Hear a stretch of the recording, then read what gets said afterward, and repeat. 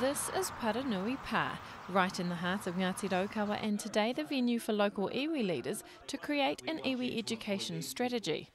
But they're not taking your typical approach. They've decided to re-establish a former institution they all grew up a part of, Hui Rangatahi.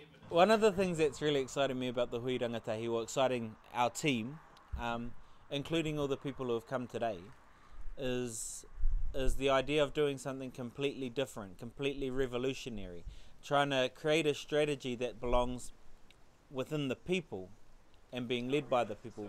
Hui Rangatahi will be the tool to capture the critical mass to help us lead our education strategy. Hayden sees the revival of Hui Rangatahi as an opportunity to collect valuable data and gain local rangatahi insight. There's going to be activities for dancers, mahi toi, so traditional, hangi, marakai, sustainability, all of those kind of things. There'll be hakinakina, exercise. And so far, feedback from rangatahi is positive. I reckon Hui Rangatahi is about kids these days not only getting in touch with all their peers around them and coming together as a whānau, but also learning their old ways of them, like their marae and where they're from, and knowing how each other are connected.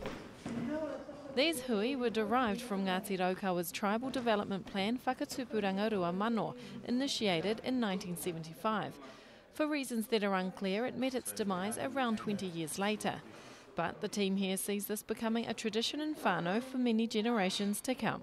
One of our key goals today was to see if actually Hui Rangatahi is relevant for this generation, and from what we've got out of this hui, it's a great start, and we're certainly on the right track. The first Hui Rangatahi will be a week-long hui held in the April school holidays at Parewahawaha Marae in Bulls.